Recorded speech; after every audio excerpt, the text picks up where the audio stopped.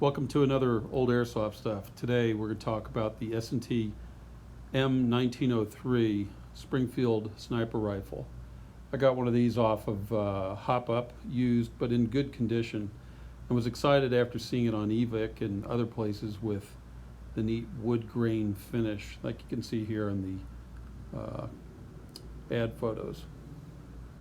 And the wood looks pretty good when it comes. However, it's nothing like these pictures. The grain finish is sort of obscured by what I'll call a polyurethane or some kind of plastic looking coating. It's not bad and it looks smooth and nice, but it's not like these pictures.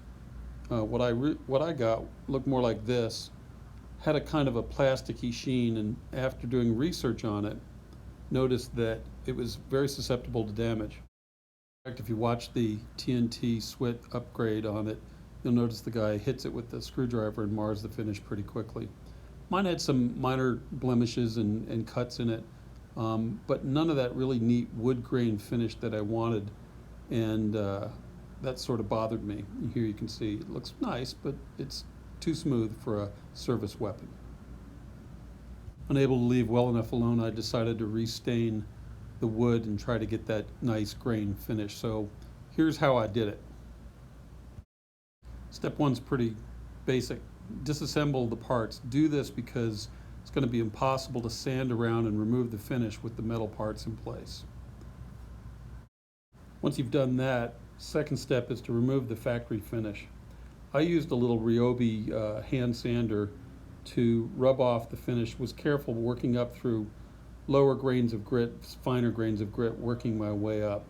Here you can see the effect on the front guard, which I did as a test to make sure I wasn't screwing it up. After using kind of a coarse grain, I used a very fine grain. I wasn't going for a really smooth finish. I didn't want furniture level, and so I was careful not to over polish.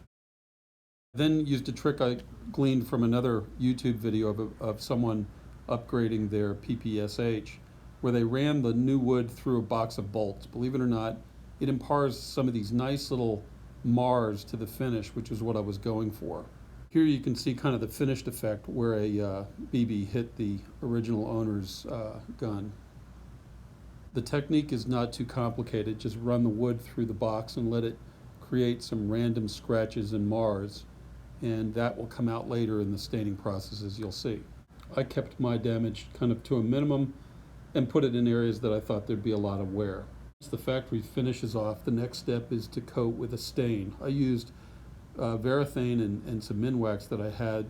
It's available at Home Depot, Lowe's, places like that. Just troweled it on with those little sponges, and the effect was immediate. It was really bringing out the grain of the wood.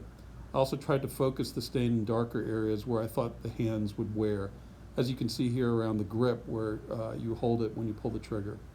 I think the end result was really spectacular, and I almost wanted to stop here. Here you can see some of the scratches where it's darker and the little dings. It's that with the way the original looked, where the marks were pretty pronounced.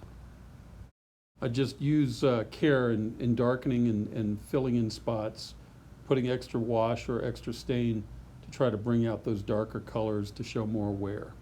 The final step was to use a thin layer of boiled linseed oil. This also is available in Home Depot and other places. Be careful with it, it's very flammable. I found that the initial finish without it was sort of flat, almost too flat. And these pictures highlight how there's just a slight sheen to the wood now that linseed oil's been put in. It's pretty easy to apply. Just rub it on, wait a few minutes, about 15, then rub it off. Applying as many coats as you need to make it come to the level of glossiness that you want.